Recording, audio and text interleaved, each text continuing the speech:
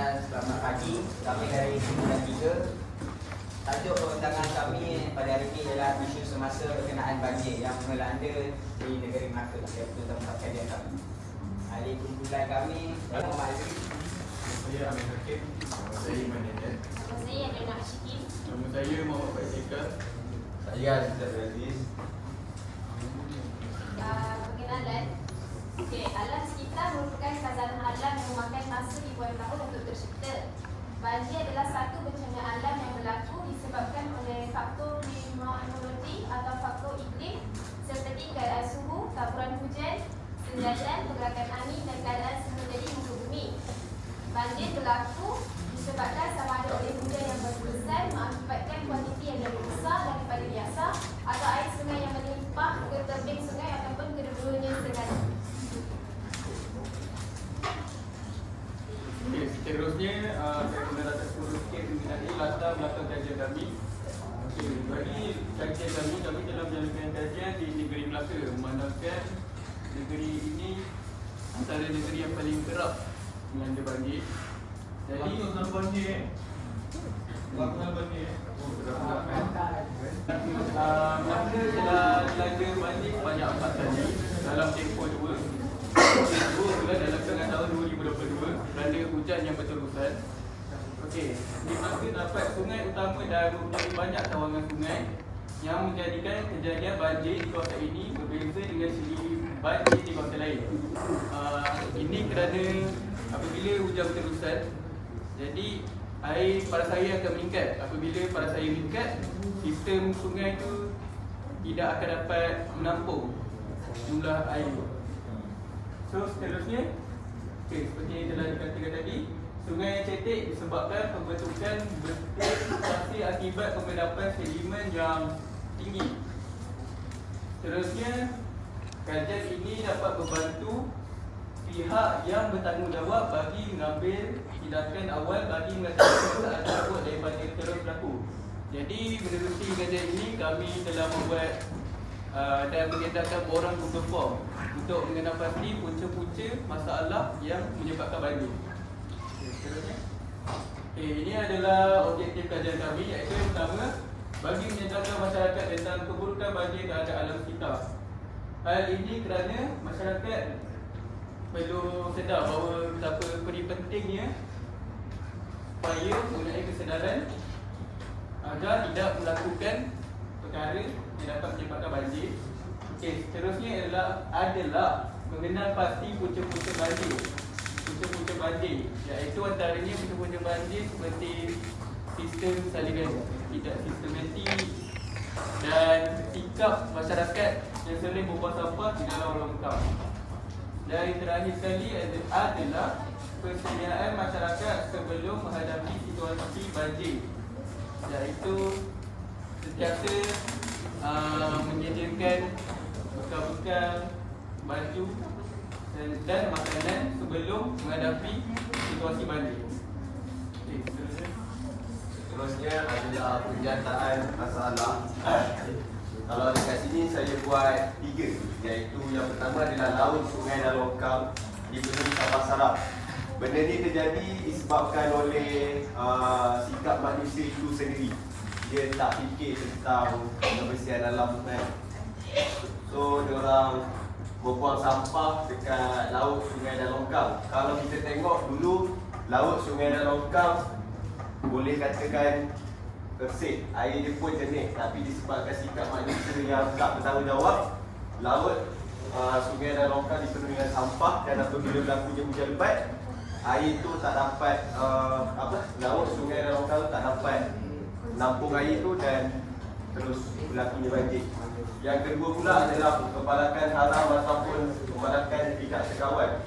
Kalau kita tengok sekarang ni dekat tepi bukit, lereng-lereng bukit, dulunya ada pokok-pokok banyak. Pokok tu berfungsi sebagai akar dia tu untuk menyerap air. Tapi bila dah ditebang, so air tidak dapat diserap dan berlakunya banjir. Dan yang ketiga ataupun yang last sekali, sistem pembarikan dan saliran yang tidak mencukupi dan tidak berfungsi dengan baik. Kalau kita tengok pembangunan semakin hari semakin meningkat kan, rumah baru sini sana, tapi sistem tu still yang tu je. So pihak bertanggungjawab haruslah memikirkan cara yang kondusif supaya benda ni boleh baik. Baik. Ni ada dampatan banjir kata termasuk dalam keberadaan dampatan banjir yang kontroversi yang katanya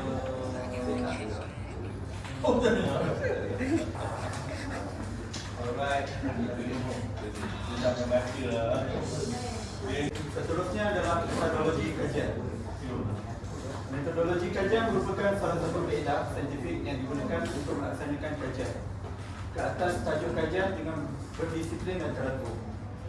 Terdapat dua kaedah yang telah digunakan, iaitu kaedah soal selidik dan kaedah perpustakaan dan internet. Tujuannya adalah untuk menghasilkan keputusan kajian yang baik. Forum soal selidik telah diedarkan kepada penduduk negeri Melaka bagi mendapatkan maklumat yang tepat berkenaan isu banjir yang melanda di negeri Melaka. Terdapat dua instrumen kajian, iaitu kuantitatif, iaitu forum soal selidik yang kami berikan kepada warga negeri Melaka, dan yang kedua iaitu kualitatif, iaitu rujukan dan pemerhatian.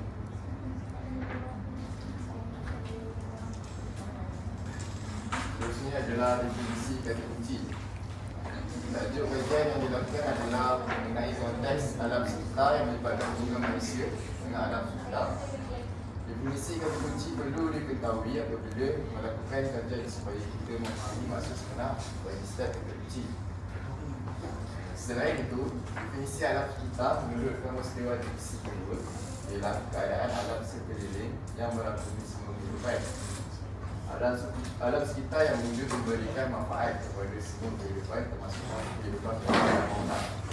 Oleh itu, penjagaan alam sekitar amat penting untuk mewujudkan persekitaran yang baik dan kehidupan yang harmoni.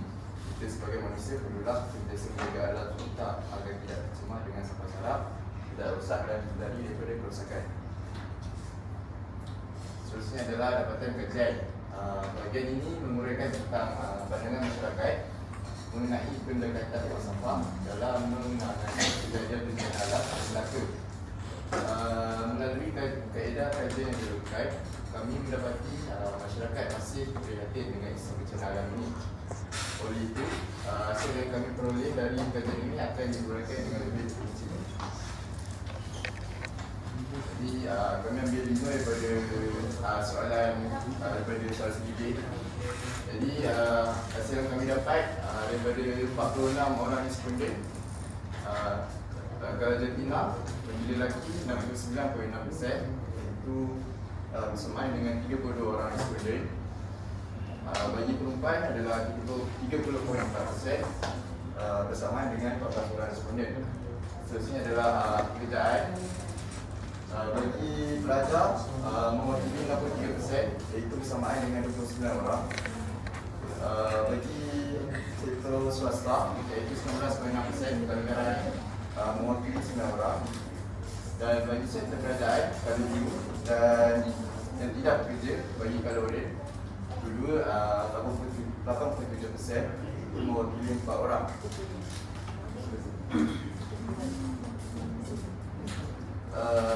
Bagi soalan seterusnya, persediaan responden sebelum menghadapi banjir. Bagi soalan ini, kami menyuruh responden untuk memilih 2 pilihan jawapan. Jadi jawapan yang paling banyak adalah sediakan peralatan kecemasan dan bekalan makanan secukupnya, iaitu sebanyak 65.2%, iaitu bersama 30 orang responden. Seterusnya adalah mengenal pasti lokasi pusat pemindahan dan pusat kontrol bencana, iaitu sebanyak 60%. Seterusnya dapatkan maklumat tentang banjir di tempat anda adalah sebanyak 64.3%. Dan last sekali adalah periksa rumah air seperti longkang atau saluran najis, iaitu sebanyak 37%, atau seramai 17 orang responden. Bagi soalan seterusnya, bila banjir sudah menyusut, apakah tindakan awal selepas banjir yang boleh responden lakukan? Bagi kalau ini sebanyak 25.7% adalah periksa rumah anda dan lihat tanda rekan atau mendapat. Seterusnya 37% iaitu mendengar pengumuman melalui radio atau tunggu arahan pihak berkuasa. Dan last sekali adalah 17.4% yang paling merah, memberi bantuan kepada jiran terutama golongan istimewa. Jenis bantuan kita boleh bagi kat jiran kita ni macam makanan ataupun dari segi tenaga lah, macam tolong dia bersihkan rumah dan sebagainya. Dan yang seterusnya, wajarkah kerajaan perlu menyediakan lebih banyak pusat pemindahan untuk mangsa banjir? Yang peliknya dekat sini ada juga yang tak setuju. Jangan tidak setuju pun ada kan? Mungkin dia orang belum pernah kena musibah banjir, mungkin lah. Tapi majoritinya sangat setuju jika kerajaan menyediakan lebih banyak pusat pemindahan mangsa banjir. Ini adalah kaedah untuk kami cari maklumat. Yang pertama adalah mendapatkan exposure, yang kedua adalah mendapatkan maklumat, yang ketiga memproses dan mendapatkan data, dan yang keempat adalah kepustakaan dan internet.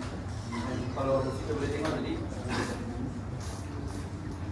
gambar pertama itu adalah banjir yang berlaku di Lalu Gajah.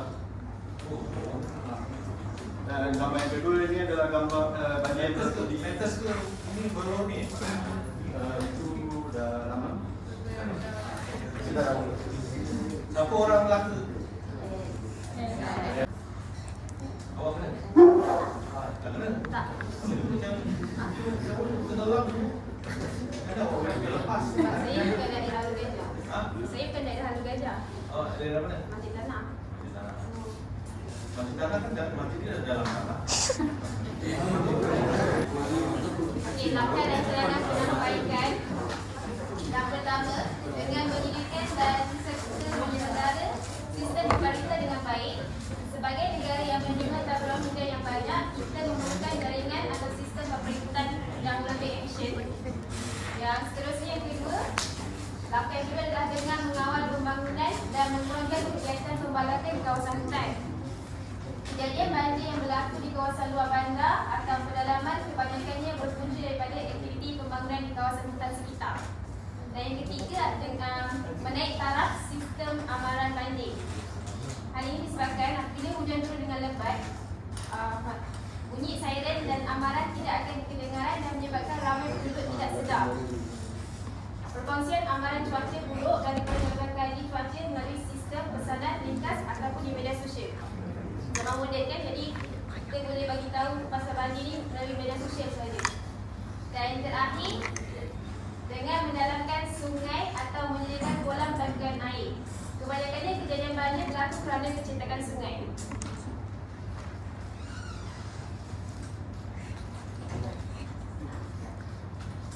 Kesimpulan yang dapat terbuat dari kajian ini ialah kajian dan komprehensif yang menyeluruh, amat perlu dijalankan bagi mengkaji punca pelbagai isu banjir. Pesan kepada penduduk serta langkah yang efektif untuk memastikan kita bersedia menghadapi fenomena ini untuk jangka masa panjang. Data-data seperti hujan dan kadar aliran air semua perlu diambil kira bagi mendapatkan jawapan yang lebih tepat kepada punca berlakunya permasalahan bencana banjir ini. Untuk memastikan langkah berkesan dapat juga oleh pihak berwajib melalui hasil daripada kajian yang telah dilakukan. Semua pihak termasuk pihak berkuasa, penduduk, syarikat swasta dan masyarakat perlu memainkan peranan masing-masing dan bekerjasama mencari penyelesaian kepada masalah dan banjir di Melaka ini. Contohnya macam kita sebagai rakyat, yang paling mudah kita boleh buat ialah dengan buang sampah pada kereta. Yang paling senang kita tengok lah, ini common issue lah. Lepas merokok ni keluar buang, untung kan dia buang sampah, buang mata dan rekam. Ini boleh menyumbang kepada banjir juga. Kalau orang buat satu memang tak kesan, bila ramai kan sumbat. Setuju. Siapa yang merokok kerajaan? Siapa yang merokok kali ni? Ibu marah. Buang haram, haram right?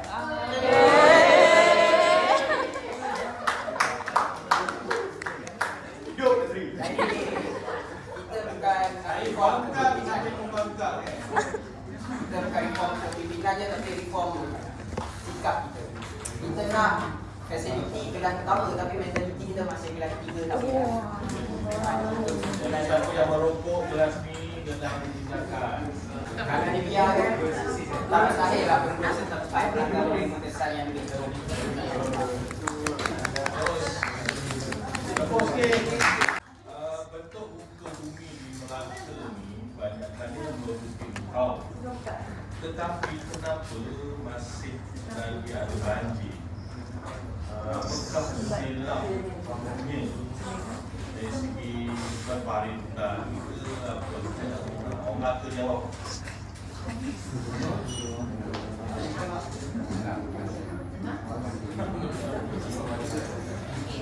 Pada pandangan saya,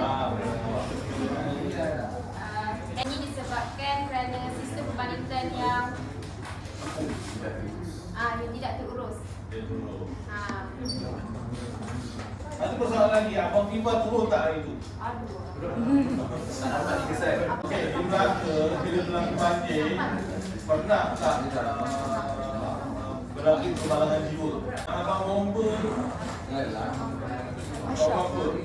berapa hanyut di Sungai Puntang. Tidak ada berlaku kan? Sebab baru-baru ni pun banjir dekat Melaka pun teruk malam. So binatang ada manusia tu bukan yang lemah ni kan, bisa dia memalangkan apa dia? Kemenangan jiwa. Memalangkan jiwa. Ada. Ada. Mesti punya. Mengepan-depan dia.